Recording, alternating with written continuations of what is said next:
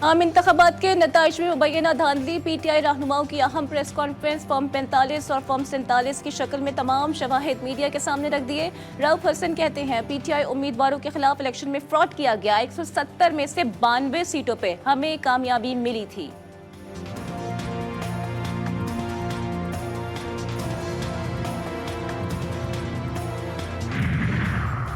KPK में एक cell बनाकर अरबों रुपए कमाए गए। डिजिटल दहशतगर्दी से रिजल्ट तब्दील करने की कोशिश की गई। अता तारड़ की मुश्तरका प्रेस कॉन्फ्रेंस में मुखालिफिन पर इल्जामात की बौछार। मरियम औरंगजेब कहती हैं केपीके में कूड़ेदानों से नून लीग के फॉर्म 45 मिले हैं। बयानात दिए जा रहे हैं कि केपी को ढाका बना देंगे। ये फितना और साजिशी गिरोह है जो झूठा बयानिया टीवी पर चला रहा है।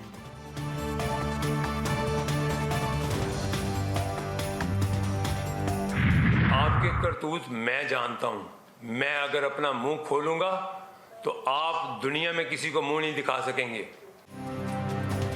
जहां जीत गए वहां कुछ नहीं, जहां हारे वहां धांधली हुई है। आईपीपी रहनुमा ओन चौधरी सलमान अकरम राजा पर बरस पड़े। बोले सलमान अकरम राजा काला कोट पहनकर वकालत करें या सियासत करें, बदमाशी ना करें। मुंह खोलूंगा तो बानिया पीटीआई किसी को मुंह दिखाने के काबिल नहीं रहेंगे। कल एक और प्रेस कॉन्फ्रेंस में सलमान अकरम राजा का राज फाश करने का ऐलान।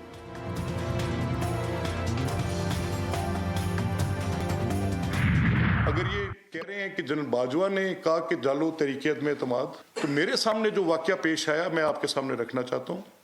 वो ये था कि उसमें तो वो कह रहे थे कि अदम एतमाद ना करो। तो मौलाना ने उस वक्त बड़ा फर्म स्टैंड दिया। उन्होंने कहा जनरल साहब आप हमें विड्रॉ करने के लिए कैसे कह सकते हैं?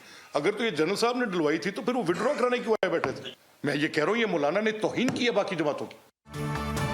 फजलुर रहमान पर सियासी जमातों की तौहीन का इल्जाम। साबिक आर्मी चीफ जनरल बाजवा तो तहरीक अदम एतमाद पेश करने का ना कह रहे थे। JUI सरबराह ने मुखालिफत की। लीगी रहनुमा मलिक अहमद खान की प्रेस कॉन्फ्रेंस। जियाले फैसल करीम कुंडी के भी ताबड़तोड़ हमले।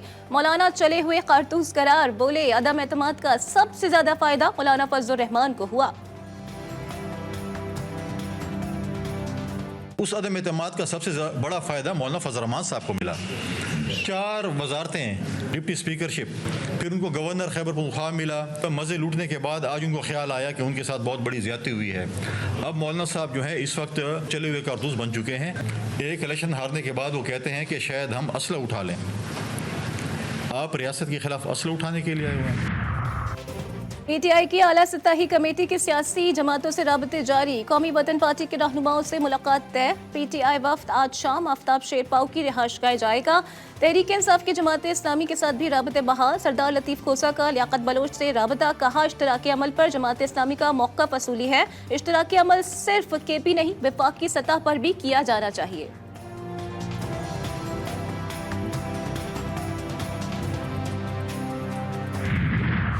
सिंध में इंतखाबात में मुबैना धांधलियों के बाद सियासी जमातों का एहतजाज। सिंध में 2 अतराफ से मोटरवे M9 बंद। गोटकी में जमात उलमा इस्लाम और जाम शोरों में GDA का धरना। मुजाहिरीन कौमी शाहरा पर धरना दिए बैठ गए।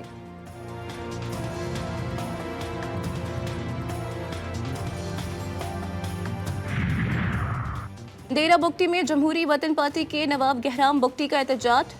सूबाई असम्बली के हल्का PB10 में इंतखाबी धांधली पर कौमी शाहरा पर धरना। मीडिया को फॉर्म 45 में मौजूद गलतियां दिखा दी।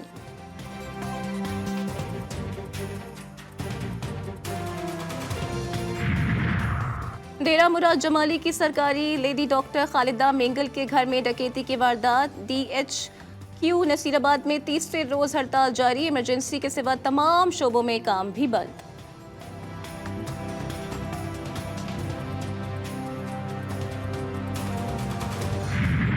निगरान हुकूमत का महंगाई के बोझ तले दबे अवाम पर पेट्रोल बम से हमला। शहरी कहते हैं हालिया इजाफे से महंगाई का नया तूफान उमड़ आएगा।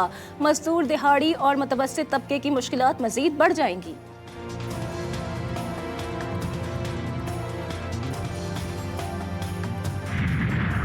अपर कुर्रम में मोटरसाइकिल और कार में तसादुम। हादसे में 2 FC एहलकार जाँ बहक। कार ड्राइवर जख्मी। पुलिस ने वाक़े की तहकीकात शुरू कर दी।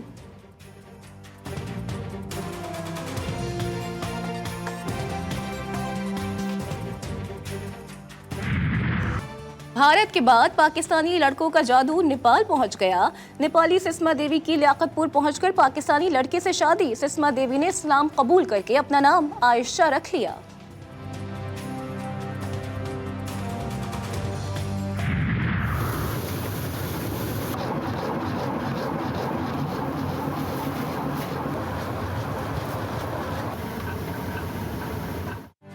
और मानसहरा के इलाके बालाकोट के अमाम रिवायत के अमीन पंचक्की से आटे पीसने की रिवायत आज भी पहले की तरह बरकरार। चक्की में पिसा आटा जायके और लज्जत में भी बेमिसाल होता है।